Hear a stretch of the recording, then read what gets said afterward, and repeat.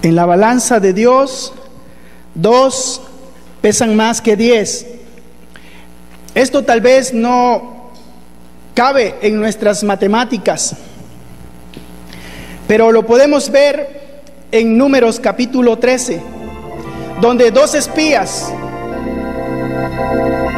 Josué y Caleb, o Caleb y Josué, por su fe, por su confianza en Dios, tuvieron más peso que 10 espías. Eran 12 los que fueron enviados a la tierra prometida, pero 2 tuvieron más peso. Pero tristemente no lo vieron en ese momento, sino 38 años después. Tal como ellos dijeron, Dios hizo con el pueblo que habitaba la tierra de Canaán. Pero solo dos vivieron para ver el cumplimiento de esto. Lo que hoy quiero compartir con ustedes es un mensaje para la hora que vivimos, para este tiempo en el que vivimos. Y lo he titulado 2 enemigos a vencer en el tiempo del fin. 2 enemigos a vencer en el tiempo del fin. Al igual que Israel en este pasaje de Números 13, nosotros estamos a la orilla de la tierra de Canaán, a la orilla del Jordán, muy cerca de cruzar el mar, el río Jordán. Y la pregunta es, si estaban tan cerca de cruzar el río Jordán y entrar a la herencia, ¿por qué no entraron? ¿Qué pasó? ¿Por qué el pueblo no entró? ¿Y por qué Dios a partir de ese momento los hace vagar durante 38 años por un desierto terrible, como dice las Escrituras? 38 años para luego regresar al mismo lugar y esta vez sí poder entrar. Al ubicarnos en Números capítulo 13, les relato un poco de lo que ha acontecido, de dónde está. Han pasado 2 años, 2 años de aquel evento glorioso cuando Dios abrió el Mar Rojo y el pueblo cruzó en seco. En ese mismo evento, Dios hizo que sus opresores, todo su ejército y su rey, Faraón, fueran sepultados bajo las aguas. Y ahí se dio la debacle del gran imperio egipcio. Israel sale de la tierra de Egipto viendo maravillas, viendo la diestra poderosa de Dios, aquella diestra con la cual Dios había dicho a Moisés que redimiría al pueblo de Israel. Dios lo hizo. 3 días después de aquella gran gloria, el pueblo ya estaba renegando contra Dios, ya estaba dudando de Dios, ya estaba quejándose. ¿Por qué? Porque no tenía agua. Y en lugar de alabar y glorificar a Dios y de confiar en el Dios que dijo que los llevaría por el desierto hasta meterlos en la tierra prometida, ellos empezaron a renegar contra el líder. Y ahí en Mara, Dios hace otro milagro. Y cada vez que el pueblo necesitó un milagro, Dios le concedió un milagro. Y el pueblo vivió siempre bajo la nube, la presencia manifiesta de Dios en el día, una nube que los abrigaba, que los cobijaba, los protegía del sol. Y en las noches, bajo una columna de fuego que les daba también el abrigo que necesitaban en la noche. Y el pueblo vivió siempre bajo la presencia manifiesta de Dios.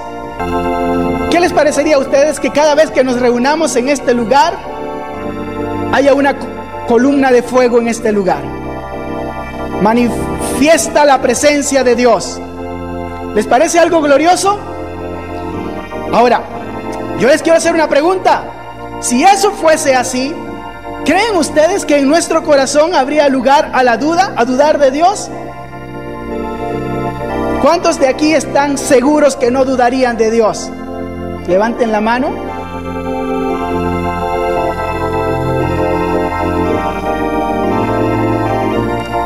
Hermanos,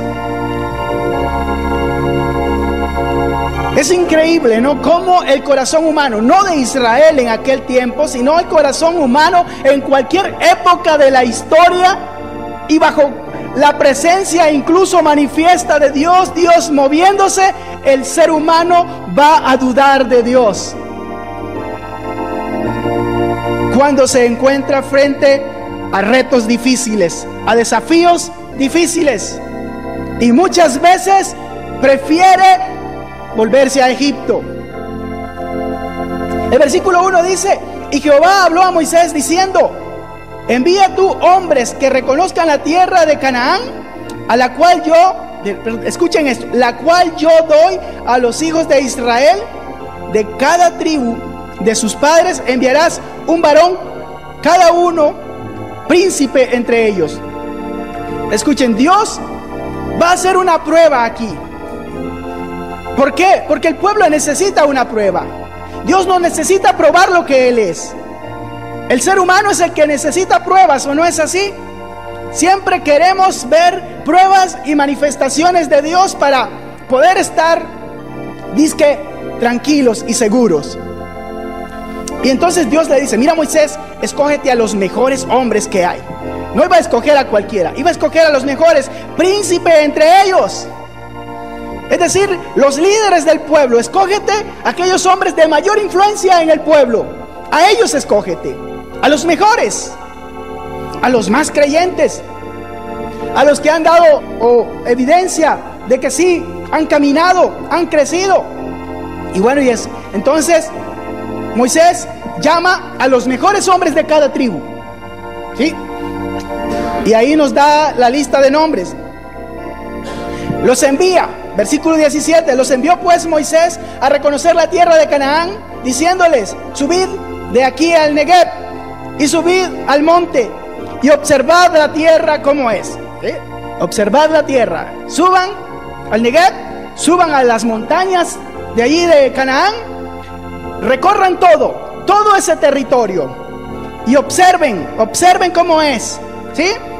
Observad la tierra y el pueblo que la habita. Es decir, hay que observar la tierra, hay que observar quiénes habitan ahí, si es fuerte o débil, si poco o numeroso, cómo es la tierra habitada, si es buena o mala, y cómo son las ciudades habitadas, si son campamentos o plazas fortificadas, y cómo es el terreno, si es fértil o es estéril, y si en él hay árboles o no. Esforzaos, tomad del fruto del país. Y era el tiempo de las primeras uvas. ¿Qué es lo que les está pidiendo Moisés a estos hombres? Que vayan a verificar. Ok, aquí hay algo ya que nosotros podemos ver, que hay un problema. Esa tierra, ¿a quién fue que Dios se la dio originalmente? Abraham, ¿se acuerdan? Dios llega a Abraham y le dice: Abraham, vete de tu tierra, sal de Ur de los Caldeos, deja tu parentela y vete a una tierra que yo te voy a mostrar. Y la Escritura nos da un testimonio, que Abraham salió de Ur de los Caldeos para ir a Canaán, y a tierra de Canaán Abraham llegó. Abraham no envió a ninguno de sus siervos para reconocer la tierra, no envió espías para reconocer la tierra. Simplemente Abraham entró y derrotó a los que poseían esa tierra y tomó esa tierra. Dios le entregó la tierra. Y aquí vemos el modelo de la fe, el hombre de fe, el amigo de Dios, que simplemente fue enviado a tomar esa tierra y cumplió. Él fue y Dios le entregó la tierra. Ahora vemos a la descendencia de Abraham y vemos aquí que antes de entrar a la tierra, que obviamente todos ellos reconocían a Abraham como su padre, reconocían a Isaac como su padre, reconocían a Jacob como su padre. ¿Creen ustedes que había aquí suficiente argumento para creer que la tierra era tal como Dios se la había ofrecido al pueblo? Claro que sí. ¿Por qué? Porque había testimonio de los padres. El Dios de Abraham, el Dios de Isaac y el Dios de Jacob no mintió. Abraham prosperó, se hizo poderoso sobre esa tierra, llegó a ser el hombre más rico de toda la tierra en sus días. ¿Por qué? Porque la tierra era buena. Ahora, Israel está por entrar a la tierra, pero pone en tela de duda lo que Dios le ha dicho, que la tierra es una tierra donde fluye leche y miel, es una tierra rica, es una tierra de abundancia, es una tierra para prosperar. Pero Moisés ya les está pidiendo evidencia. Ellos llegan y ahora quiero que ustedes observen, están en el desierto, han pasado 2 años en el desierto, no han visto lo que es frutas, ¿sí? No han visto lo que es frutas, no han estado bajo árboles frondosos, solo han visto arena, no han visto ríos donde fluye el agua. Quizás no se han podido bañar en un río.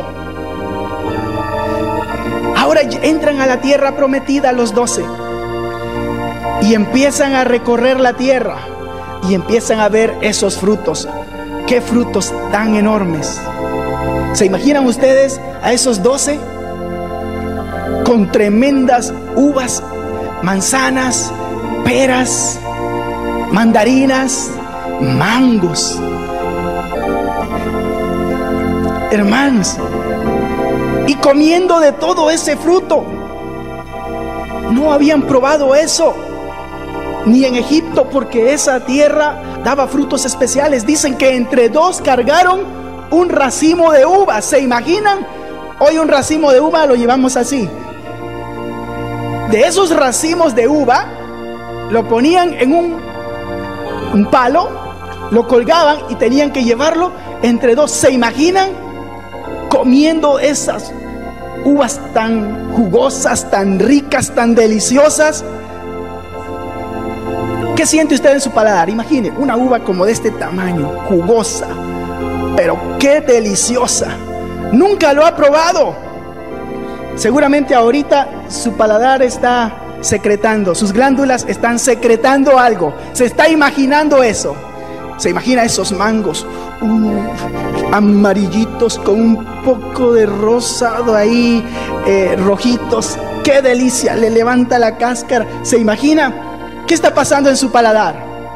Usted solo lo está imaginando. Ahora, imagine. Ellos los tienen en sus manos y lo están comiendo. Seguramente están cantando: es bendito el pueblo que aclama a Jehová. ¿Se imaginan? ¡Cuán grande es Dios! ¿Pueden imaginarse? Están alabando al Señor. Ellos no han visto eso. Hermanos, ¡qué tremendo! Están en la tierra, están en la herencia. Dios les permite probar de la herencia. Espiritualmente eso significa Dios les permite ya estar un paso más allá, estar disfrutando de las bondades del reino del Señor, del reino de Dios. ¿Se imaginan? Qué precioso ese momento. Pero no solo iban a reconocer la tierra y a ver el fruto, también iban a ver quiénes habitaban ahí. Y cuando vengan los que moran ahí,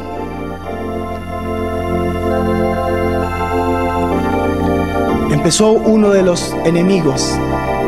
No eran los gigantes, no era que eran expertos guerreros, no era que eran ciudades bien fuertes y amuralladas. Eso no eran los enemigos. ¿Saben cuál era? El miedo. Tuvieron miedo. Y en la época en que nosotros vivimos, en este momento en que vivimos, donde los poderosos tienen control de todo, tienen control de la salud, tienen control de la alimentación, tienen control de la educación, tienen control prácticamente de todo. A ver, ¿qué sienten ustedes? No solo eso, hay poderosos que gobiernan en el mundo actualmente. Olvídense que el presidente gobierna. En un momento, Dios le dijo al pueblo: si tuviste temor cuando vistes a los de pie, imagínate cuando veas a los de a caballo. Y ya no se diga cuando veas a los que están en carro. Hermanos, ahorita para muchos la fe se tambalea. Para muchos la fe se tambalea porque tienen miedo. Porque tienen miedo. Estamos llegando a ese mismo momento. Y este es uno de los enemigos a vencer, el miedo. En una ocasión una madre le dice a su hijo, ya anocheciendo: ve, era pequeño el muchacho, ve, toma la basura y ponla en el patio. Cuando el muchacho abre la puerta, ve un animal en el patio y entra corriendo y cierra la puerta con miedo, atemorizado. Y la madre le pregunta: ¿qué pasó? Dice: un león enorme estaba en el patio. Y la madre le dice: ¿cómo? Si aquí no hay leones. Abre la puerta, lleva la basura y la deposita. Era el perro del vecino que se había metido al patio. Entra la mamá y le dice: ve a tu cuarto después de reprenderlo y pídele perdón a Dios por mentir. El muchacho fue y después le dijo que tuvo miedo. El miedo hizo que un perro pareciera un tremendo león. Eso exactamente le pasó a esta gente. No es que no eran gigantes, pero ¿qué fue lo que ellos experimentaron en ese momento? Miedo. Ahora, cuando una persona experimenta miedo, se olvida de quién es su Dios. Se olvida de su Dios. Se olvida de lo poderoso y de lo grande que es su Dios. Y el miedo empieza a cegarlo. El miedo lo cega. Y después el miedo lo hace sordo. Ya no es capaz de oír. Seguramente en ese momento empezó un conflicto entre los 10 y los 2. Y unos le decían: no, no podremos. Son demasiado grandes, son demasiado fuertes, son experimentados. Y ahí estaba Caleb y Josué diciendo: sí podremos, porque Dios nos ha entregado en nuestras manos. Sí podemos, porque ya ellos han sido entregados en nuestras manos. Pero los 10, por el miedo, ya no eran capaces de oír. Estaban también ciegos. El Dios que los había sustentado en el desierto por 2 años, el Dios que manifestó su poder sobre la bravura del mar, ahora para ellos no tenía poder. Ahora para ellos no era capaz de destruir ejércitos menos poderosos que el ejército de Egipto. ¿Se imaginan lo que el miedo hizo?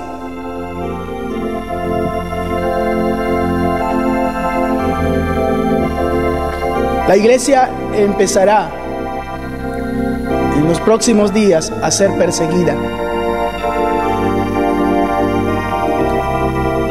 Ahora, ¿qué sucederá con muchos cristianos? ¿Qué sucederá con nosotros cuando empiece a cumplirse aquello de que nos pidan negar nuestra fe y abandonar al Señor para poder comprar? Estamos, hermanos, a las puertas del año 2016, un año clave. Yo no sé qué vendrá primero, si la devaluación del dólar y de una vez establecer la moneda electrónica. No sé si vendrán más terremotos y cataclismos. No sé si se aproximará el planeta que está en la órbita en dirección a la Tierra y producirá los cataclismos. No sé si ese planeta o esa estrella sea la estrella que Apocalipsis dice que pasará, que caerá y 3 partes de la tierra se perderán. y las aguas se volverán amargas. No sé, pero todo indica que el año 16 es clave, porque será el momento en que este planeta, incluso el nombre Nibiru de esta estrella y de este planeta, que fue detectado en la década de los 90, ¿sabe qué significa Nibiru? Amargo. ¿Sabe cómo se llama esa estrella que caerá en la tierra y que la tercera parte de la tierra y que convertirá las aguas en amargas? Ajenjo, que significa literalmente amargo. Estamos a las puertas de eventos grandes, donde los poderosos están guiándonos a un solo punto. ¿Saben dónde es? Donde ellos tengan el control y el gobierno de todas las cosas, y ellos querrán imponer. La angustia de Jacob está a las puertas. Hermanos, Dios está en el control de todo esto. Dios permite para que en este tiempo el pueblo manifieste lo que se le dijo a Josué: mira que te mando que seas fuerte y que te esfuerces y seas valiente, no desmayes.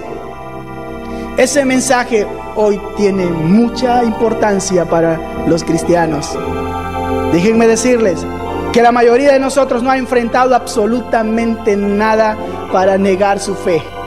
Todo lo que hemos enfrentado son nuestras pasiones, nuestras debilidades, pero no hemos enfrentado absolutamente nada que nos confronte a realmente probar si creemos en Dios o no, si amamos este camino o no, si amamos su palabra o no, si hay fe en nuestro corazón o no. No hemos probado absolutamente nada, pero a partir de estos días probaremos si realmente estamos del lado de Dios.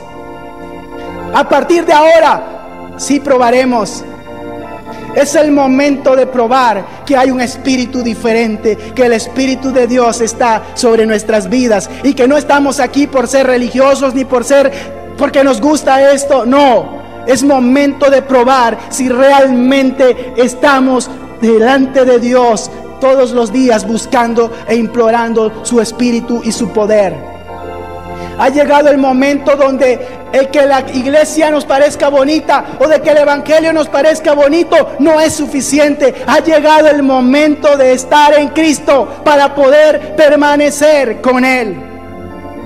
Ha llegado el momento de mostrar frutos de que realmente somos cristianos, para no ser cortados y echados al fuego.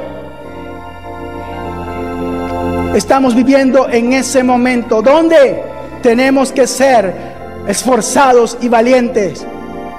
No sé si ustedes me creen, pero sería bueno que me crean. El segundo enemigo a vencer es la incredulidad. El segundo enemigo a vencer en este tiempo es la incredulidad. El versículo 27 tiene una nota muy triste y dice: y les contaron diciendo: nosotros llegamos a la tierra a la cual nos enviaste, la que ciertamente, escuchen, fluye leche y miel. ¿Qué significa eso? Que es una tierra fértil, es una tierra rica, es una tierra de abundancia, y este es el fruto de ella. Ahí está la evidencia, allí está la evidencia. No hay lugar a ser incrédulos. Pero vean lo que pasa. Mas el pueblo que habita aquella tierra, el miedo produjo algo.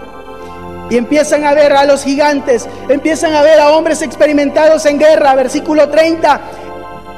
Todos ellos estaban con temor, pero hay una persona que muestra lo que Dios nos pide en el tiempo del fin. Entonces Caleb hizo callar al pueblo delante de Moisés y dijo: subamos luego. ¿Cuándo? Luego, este es el momento. ¿Por qué es el momento? Porque él lo sabía. ¿Quién se lo reveló? Dios mismo. Dios nos revela a nuestro espíritu cuándo es el momento. Ese era el momento de entrar a la herencia. Ese era el momento de entrar a lo que Dios tenía prometido. Para eso Dios los sacó, para llevarlos a esa tierra. Y era el momento de entrar a esa tierra, era el momento de recibir la herencia. Para eso Dios los guió hasta ese lugar. Subamos luego y tomemos posesión de ella. ¿Por qué? Podremos nosotros que ellos, pero ¿por qué? ¿Por qué? Porque Dios ya se las había entregado, porque Dios estaba con ellos. Y entonces, ¿qué pasó con ellos? Mas los varones que subieron con él dijeron: no podemos subir contra aquel pueblo que es más fuerte que nosotros. Ellos vivían la vida cristiana, ¿saben cómo? En una experiencia religiosa, simplemente creyendo que ellos son los que hacen, que son lo suficientemente buenos o lo suficientemente malos. Hermanos, ni el bueno ni el malo está calificado para entrar a poseer la tierra, sino aquel que se apoya en el Señor. Porque la tierra es de Dios y los que poseen esa tierra son enemigos de Dios, y quien nos va a derrotar es Dios. Solo hay que ir bajo la dirección de Dios. Hablaron mal, hablaron de Anac, de los hijos de Anac. Pasemos al capítulo 14.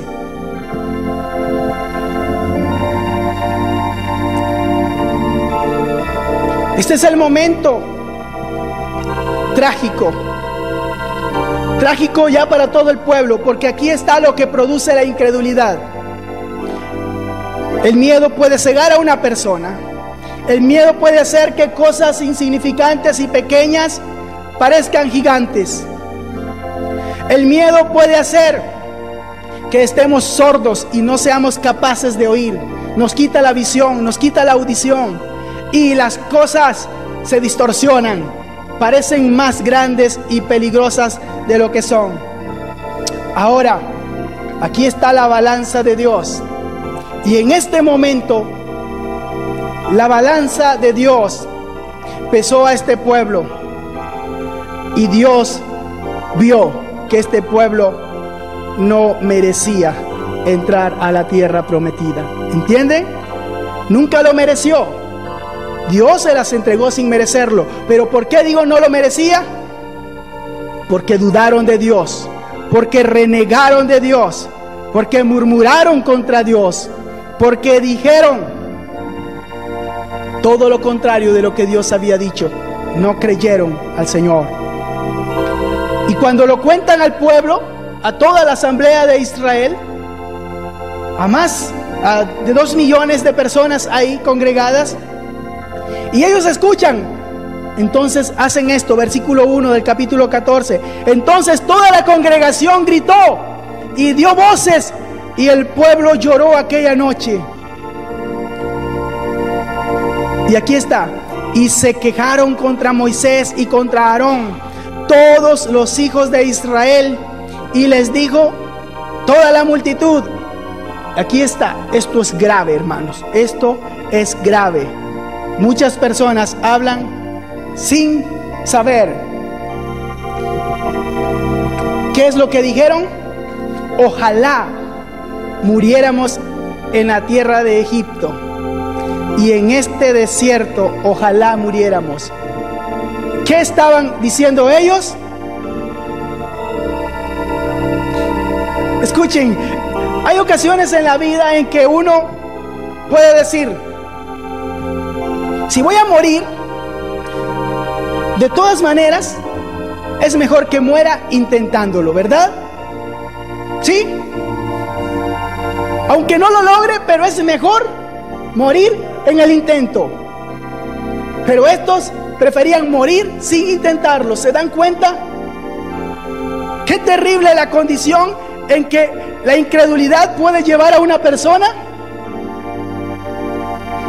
Ni siquiera querían intentarlo. Habían visto la gloria de Dios, habían visto que Dios les puede dar victorias increíbles, pero están dispuestos a morir de todas maneras. Pero piensen ustedes, ¿encuentran un poco de lógica en esto? Van a morir, regresen a Egipto o se queden en el desierto, van a morir, pero prefieren morir allí y no intentando. No intentando. Y hay una pregunta: ¿y por qué nos trae Jehová a esta tierra para caer a espada? Ahora se olvidaron que Dios los trajo a esa tierra para entregarles esa tierra, porque es su herencia, porque ahí es donde van a prosperar, porque ahí es donde van a tener una vida que nunca han tenido. Ahora están preguntando, ¿por qué? Y ellos cambiaron todo. Ellos cambiaron todo. Estaban diciendo que Dios era mentiroso, que Dios los llevó ahí no para darles la tierra, sino para matarlos con la espada de los enemigos. La incredulidad cambia el mensaje, cambia completamente el mensaje, y al cambiar el mensaje pone a Dios como mentiroso. ¿Qué más dice? Y que nuestras mujeres y nuestros niños sean por presa. Esto es increíble. Lo que ellos dijeron,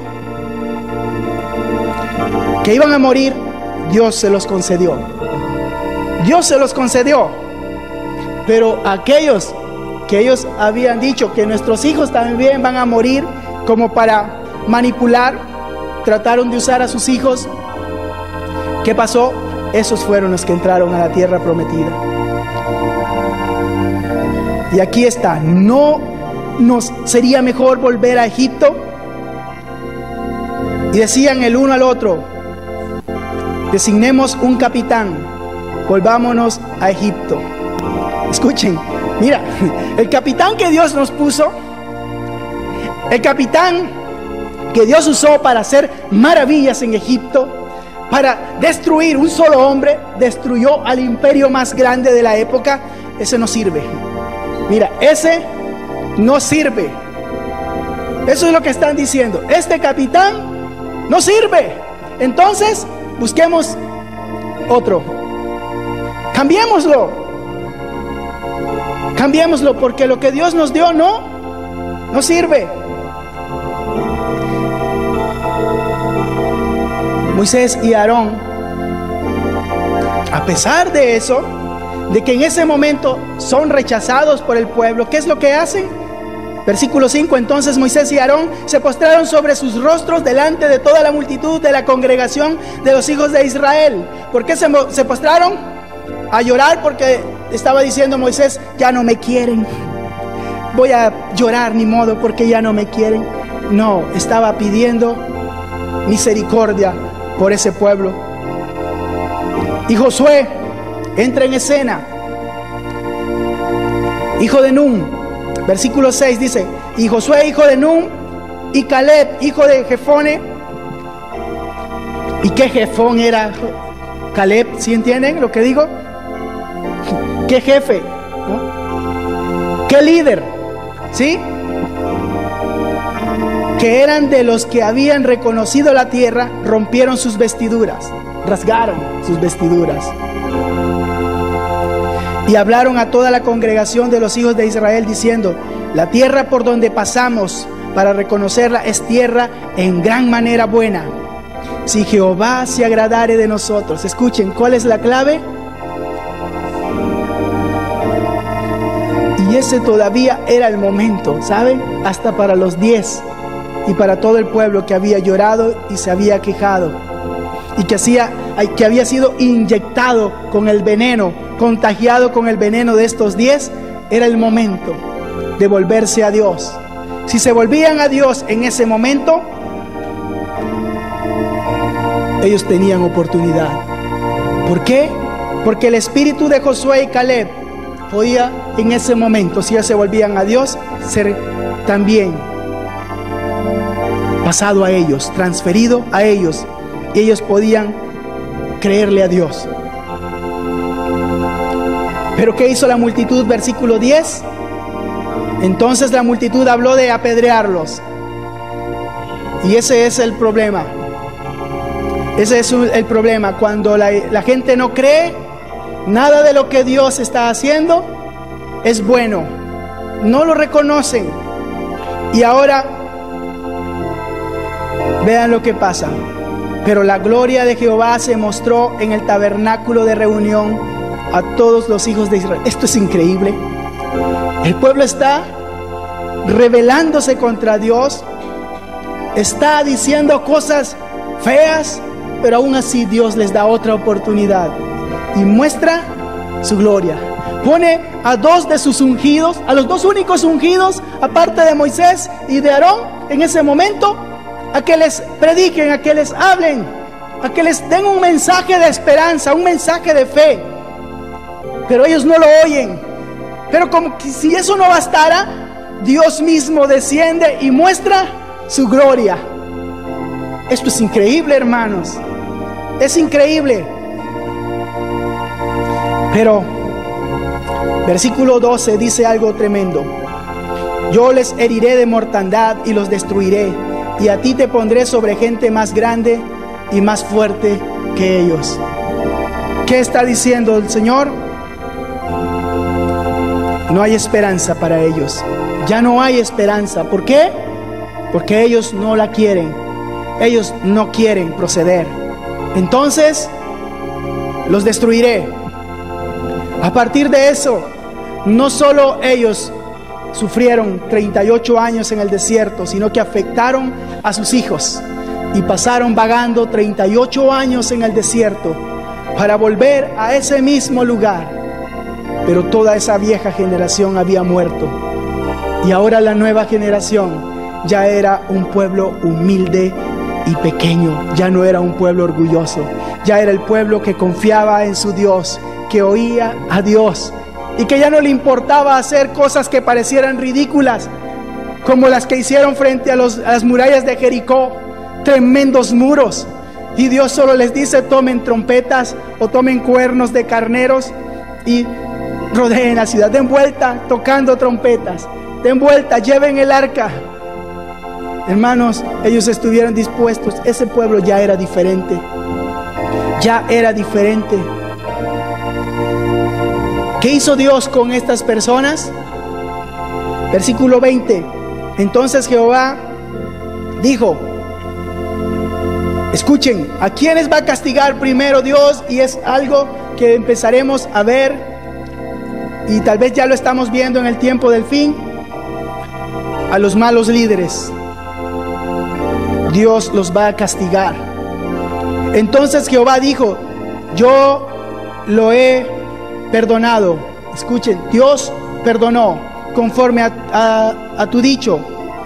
Está hablando de la oración de Moisés. Mas tan ciertamente como vivo yo y mi gloria llena toda la tierra, todos los que vieron mi gloria y mis señales que he hecho en Egipto y en el desierto, y me han tentado ya, ¿cuántas veces? 10 veces. Y no han oído mi voz, no verán la tierra de la cual juré a sus padres. No, ninguno de los que me han irritado la verá. Pero a mi siervo Caleb, por cuanto hubo en él otro espíritu y decidió ir en pos de mí, yo le meteré en la tierra donde entró, y su descendencia la tendrá en posesión. Versículo 36. Y los varones que Moisés envió a reconocer la tierra, y que al volver habían hecho murmurar contra él a toda la congregación, desacreditando aquel país, aquellos varones que habían hablado mal de la tierra murieron de plagas delante de Jehová. Escuchen esto. Qué triste es el final de los incrédulos. Qué triste es el final de los que no le creen a Dios y de aquellos que con su incredulidad arrastran a otros. Estos 10 arrastraron a más de 2 millones de personas. Y Dios los castigó. ¿Qué fue lo que pasó? Murieron y no con una muerte natural. Murieron con plagas, por plagas. Esto nos habla del juicio de Dios. Pero Josué, hijo de Nun, y Caleb, hijo de Jefone, quedaron con vida. Escuchen, de todos los 10, de los 12 que fueron, 10 murieron, 2 quedaron con vida. Pero no solo, después vemos que no solo de esos 10, sino de toda la congregación, de todos los que salieron de Egipto, solo ellos 2 quedaron con vida y solo ellos entraron a la tierra prometida. Y escuchen esto, ahora el pueblo, ya los líderes han muerto de plagas, pero el pueblo viene a recapacitar. Hay un momento para responderle a Dios, y en ese momento todo es perfecto. En el versículo 39, escuchen lo que pasa aquí. Y Moisés dijo estas cosas a todos los hijos de Israel, y el pueblo se enlutó mucho. Moisés llega con la noticia: vea, los 10 acaban de morir de plagas, y el pueblo llora por esos 10. ¿Sí? Y se levantaron por la mañana y subieron a la cumbre del monte diciendo: henos aquí para subir al lugar del cual ha hablado Jehová, porque hemos pecado. Ahora, escuchen esto. Había un momento cuando Josué y Caleb estaban predicándoles, hablándoles. Había un momento cuando Dios muestra su gloria sobre el tabernáculo. Ese era el último momento y la última oportunidad que ellos tenían para responderle a Dios. Ahora ya no es el momento. Ahora ya es demasiado tarde. El juicio de Dios ya empezó. Pero ahora ellos dicen: hemos pecado. ¿Ha conocido usted ese tipo de personas que cuando ya no tiene otra alternativa, Dios ya le habló, ya Dios lo confrontó, pero después, cuando empieza a ver los juicios de Dios y ve que las cosas son realmente serias, entonces dice: ay, esto sí es serio? Y Dios va en serio. Y entonces dice: ahora sí, me arrepiento. Ahora sí, reconozco que he pecado, que he fallado. Pero es demasiado tarde. Qué momento más triste. ¿Por qué? Porque aunque reconozca su error, aunque reconozca que ya ha fracasado, ya no hay oportunidad. Llegará el momento en el tiempo del fin cuando Dios retire la gracia. Y entonces todos querrán arrepentirse, todos buscarán y procurarán la salvación, pero será demasiado tarde. ¿Lo han leído en Apocalipsis? Sí, llegará el momento en que ya no habrá oportunidad. Fue lo que pasó con el arca de Noé. Noé les habló, les predicó. Las puertas del arca estuvieron abiertas en el momento de la salvación, pero cuando el juicio de Dios estaba cayendo, ellos dijeron: ahora sí, vamos al arca, vamos a buscar la salvación. Pero la puerta ya estaba cerrada, era demasiado tarde. Es lo mismo que está pasando aquí. Ahora ellos dicen: nos arrepentimos, reconocemos nuestros pecados, y no solo eso, ahora quieren ir a conquistar la tierra. 41. Y dijo Moisés: ¿por qué quebrantasteis el mandamiento de Jehová? Esto tampoco os saldrá bien. No subáis, porque Jehová no está en medio de vosotros. No seáis heridos delante de vuestros enemigos, porque el amalecita y el cananeo están allí delante de vosotros, y caeréis a espada. Aquí está: pues por cuanto os habéis negado a seguir a Jehová, por eso no estará Jehová con vosotros. Escuchen, Hermanos, ¿cuántos quieren afrontar lo que viene con Dios de su lado? Levanten su mano. Aún estamos a tiempo. Aún estamos a tiempo. No esperemos a llegar a este momento, porque ya será demasiado tarde. El pueblo dice que se arrepintió, buscó la salvación, procuró la salvación, no la encontró, era demasiado tarde.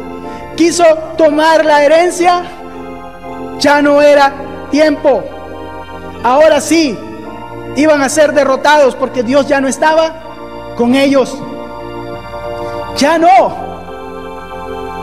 Aún así la misericordia de Dios es tan grande, y por medio de Moisés les dice: no vayan. Pero ellos nunca creyeron a Dios, ni le creyeron al hombre que Dios puso para guiarlos. Y entonces fueron. ¿Para qué? Para ser heridos, derrotados, perseguidos y tomados como prisioneros. Ya no había oportunidad. Su momento había pasado. Estamos viviendo en la hora en que Dios nos tiene a la orilla del Jordán, de cruzar el Jordán para entrar a la herencia, a su reino, a lo que Él ha preparado para aquellos. Y yo quiero decirles, aún en este momento, no importa dónde tú estás, no importa cómo tú has vivido, a pesar de eso, este es un momento clave en tu vida. Este es un momento clave en nuestras vidas. ¿Por qué? Porque aún Dios está de este lado. Porque aún Dios está haciendo disponible su gracia. Porque aún Dios nos envía mensajeros y nos envía advertencias a través de señales. Ellos tenían una señal, la nube, la presencia de Dios. Hoy tenemos señales en el mundo. ¿Cuáles son esas señales?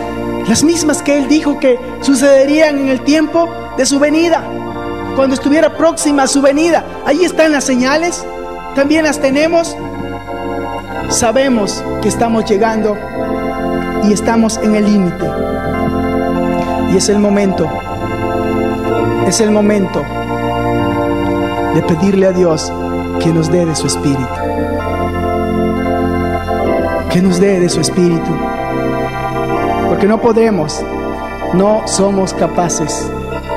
En nuestras fuerzas sí son más grandes que nosotros, sí son más poderosos que nosotros. Son los amos de la tierra en este momento. Tienen el control, tienen el dominio. Terrenalmente hablando, Dios lo ha permitido así. ¿Saben por qué? Para que ahora mostremos fe en Él. Mostremos fe y humildad y dependencia de Él. Porque no hay otra manera de entrar a la tierra prometida sino por medio de la diestra poderosa de Dios, confiando en su diestra poderosa. Solamente, únicamente su diestra puede meternos al reino. No tenemos que ser perfectos. Los apóstoles son una muestra de ello. No eran perfectos, hermanos, pero solo se perdió uno. ¿Quién se perdió? El hijo de perdición, aquel que abandonó al Señor, aquel que traicionó al Señor. Él se perdió. De ahí todos, siendo imperfectos, entraron al reino. ¿Por qué entraron? Porque confiaron en Él, porque tuvieron fe, porque no fueron incrédulos, fueron creyentes. Yo quiero invitarles en este momento a creer en Dios, a creer en su palabra, a creer a sus profetas, para ser prosperados en la guerra, en la batalla.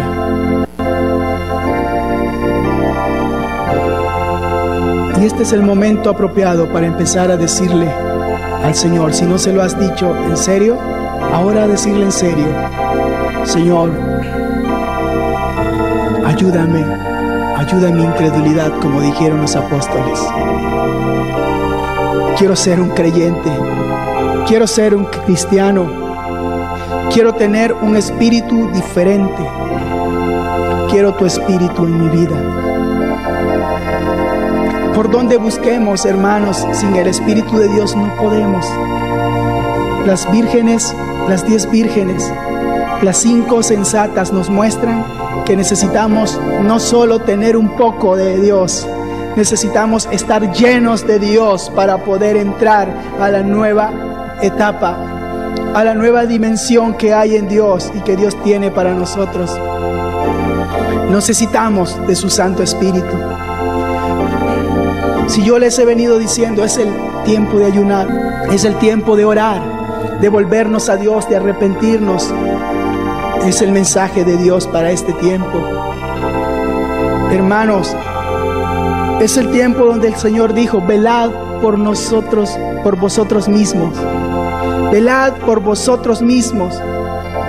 Es el tiempo en el que cada uno de nosotros tiene que llenar su lámpara de aceite y hacerla brillar en este mundo. El Señor está dispuesto. Está dispuesto. Su aceite está disponible. Él sabe que sin eso no entraremos a la tierra, no entraremos a la herencia. Está disponible. Señor, gracias por ser el pueblo que tú escogiste para este tiempo y para esta hora, Señor. Somos parte de ese pueblo. Somos parte del pueblo que verá lo mayor de tu gloria, Señor. Lo mayor de tu gloria, Señor. Mientras las naciones poderosas sacan los dientes mostrando su armamento nuclear y hablan de que pueden destruir el mundo tan rápido, tan pronto, Señor. Es el tiempo, Señor, de no ver a los gigantes, sino de ver tu rostro. Poner nuestra fe en ti, Señor. De confiar y apoyarnos en ti. De refugiarnos bajo la nube y bajo la columna de tu presencia, Señor, para ser bautizados por fuego, por el fuego de tu Espíritu, Señor. Es el momento en que necesitamos ser bautizados y sumergidos, Señor, en tu presencia. Bautízanos, Señor, bautiza a tu pueblo con tu Espíritu Santo, bautízanos con Espíritu Santo y fuego. Llena nuestras lámparas de tu aceite, Señor, porque queremos, Señor, entrar confiando en ti, Señor, no en nuestras fuerzas, confiando en ti, dependiendo de ti, Señor.